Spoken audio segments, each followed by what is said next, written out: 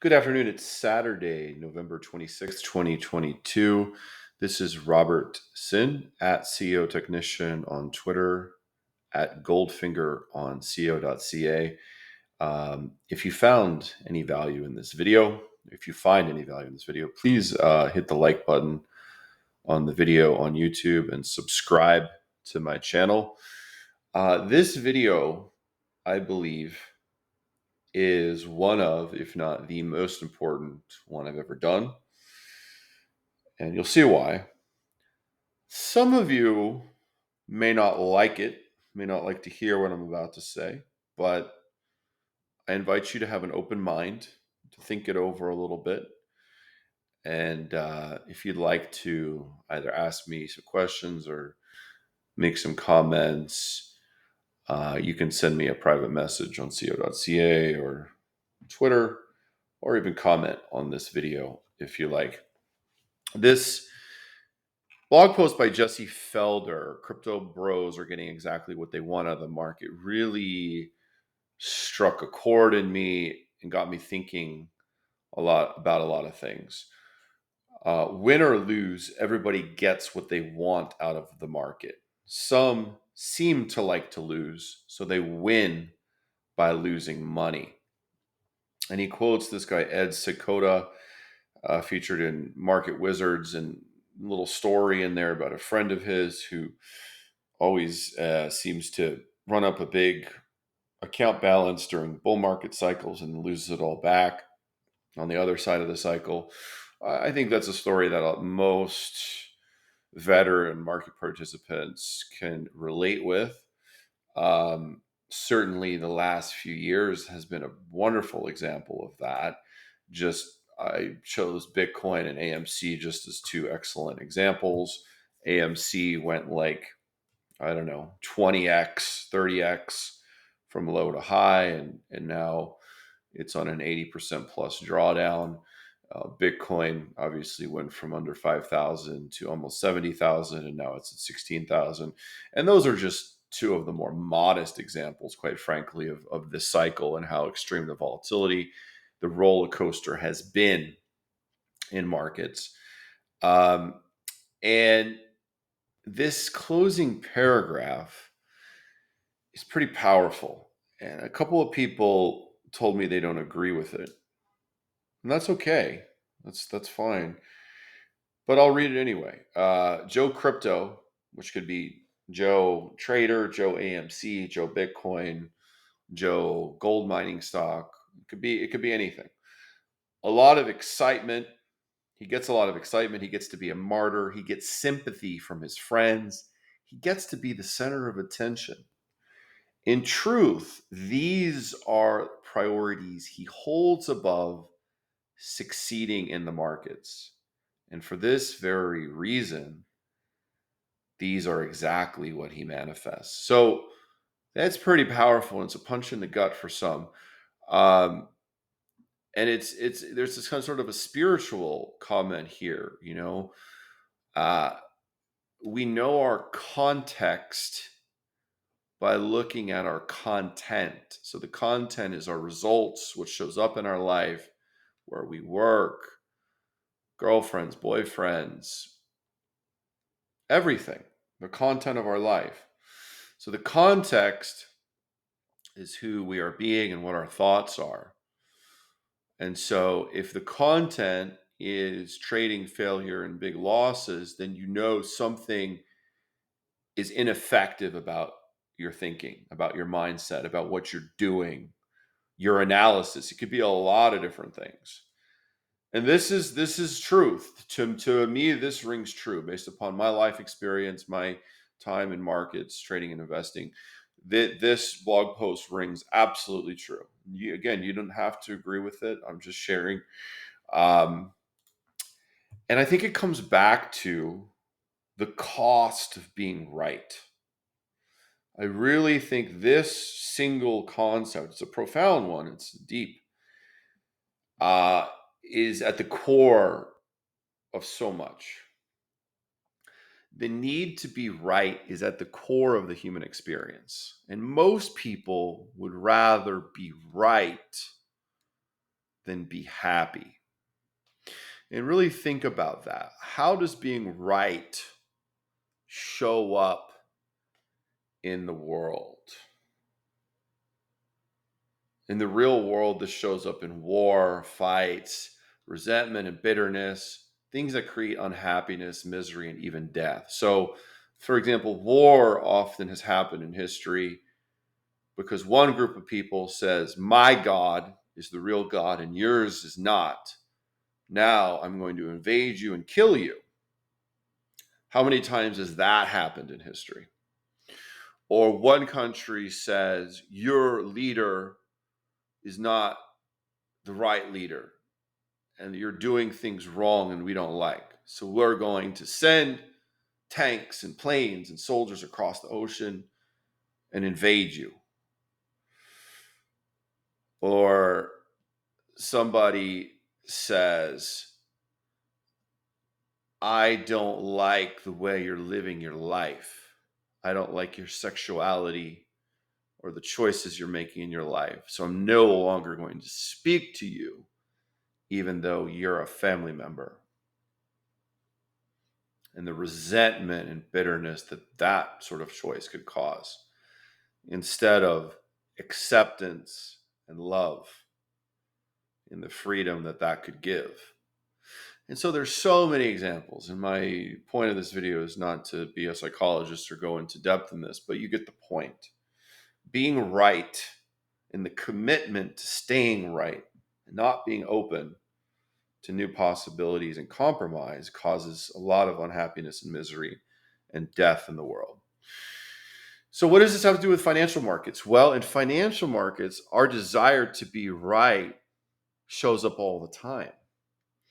It can cause us to hold on to losers for too long because by selling, in some way, we're admitting that we were wrong.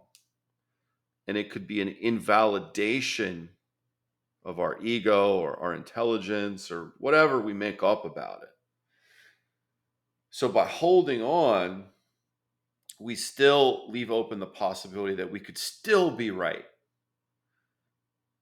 And very often, we will find ways to justify it.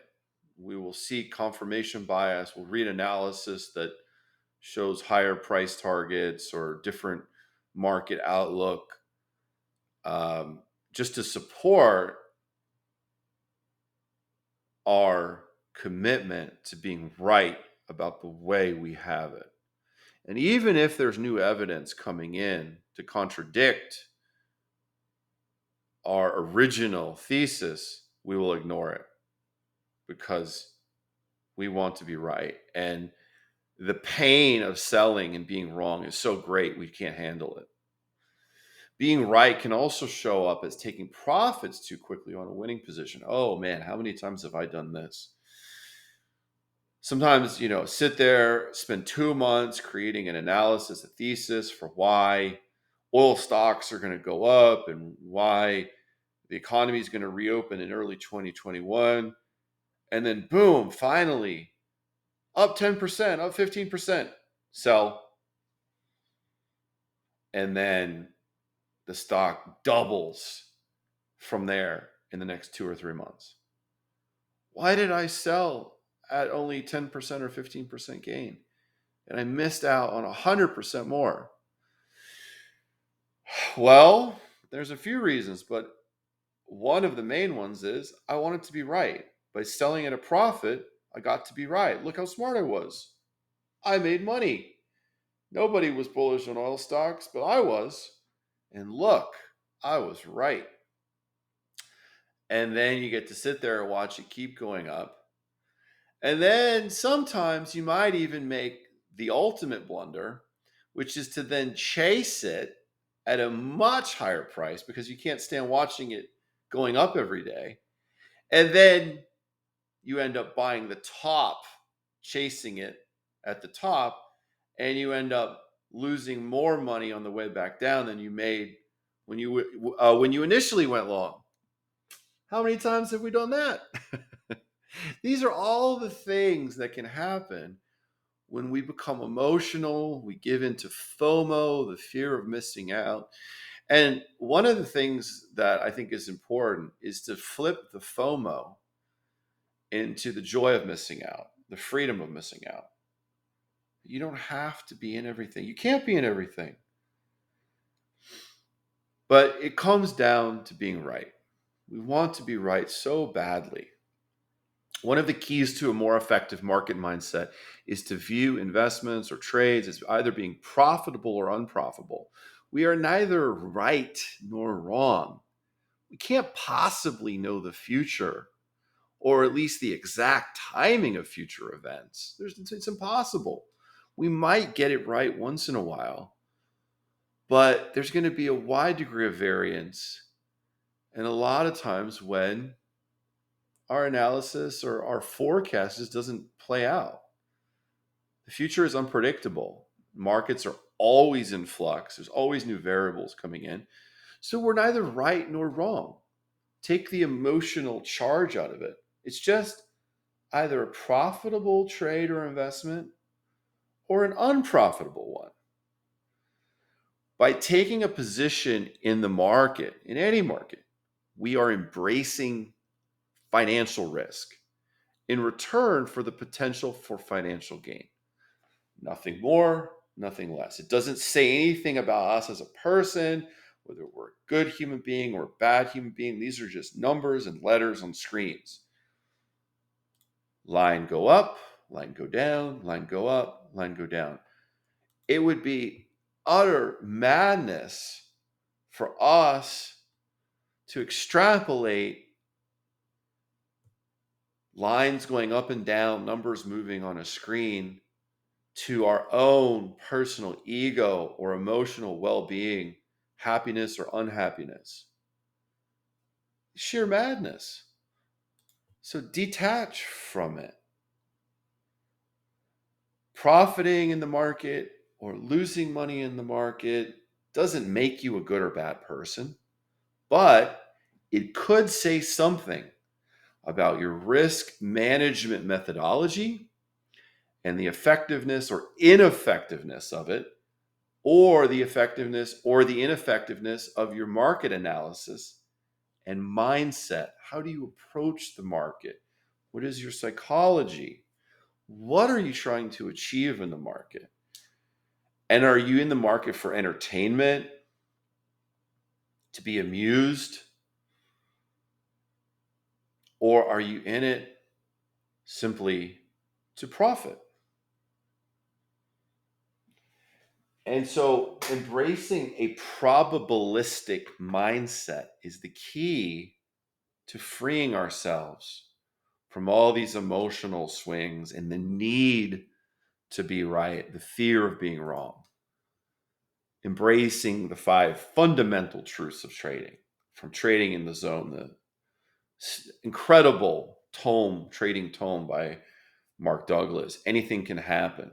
Embrace it. Anything can happen. You don't need to know what is going to happen next in order to make money. The market is full of randomness. There's an element of chaos in everything. And you're going to sometimes have losing streaks that are going to make you want to quit, even if you have an edge. And sometimes you're going to have a lucky, winning streak that's going to make you think you're on top of the world and give you a false sense of confidence, but it's not real. And the market always is ready to change character. Just when you think you got it all figured out, it changes character. And that's why we have to be flexible and be open to the information the market gives us. An edge is nothing more than an indication of a higher probability of one thing happening over another. And finally, every moment in the market is unique. Every moment. The market participants are different. The speed of information transfer is different. The company management teams are different. There are so many differences. That's why those analog charts to 1929 or 1987, they never work. Because this time is different. It's November 26, 2022. So to summarize, having a view, a market view, an opinion is not the same as needing to be right about it. We can carry out our analysis, we can do research, we can formulate an opinion of what we believe could happen, something that's more probable than something else happening, but we don't need to be right about it. And if new information comes along that's contrary to our analysis, strong opinions, weakly held, we can change our minds. We can sell. We can short and cover our short. We could be bearish or something and take a short position. New information comes, this is no longer going down. Cover our short, take the loss. Same thing with a long position. We think something is undervalued. There's catalysts over the horizon that we believe have the potential to revalue a stock higher. Suddenly, those catalysts aren't happening or they're pushed out on the timeline. Sell and move on. Strong opinions weakly held. We do not need to be right in the market. And the cost of needing to be right, the costs are so high, it's not worth it. Thank you for your time, and I hope you receive some value from this video.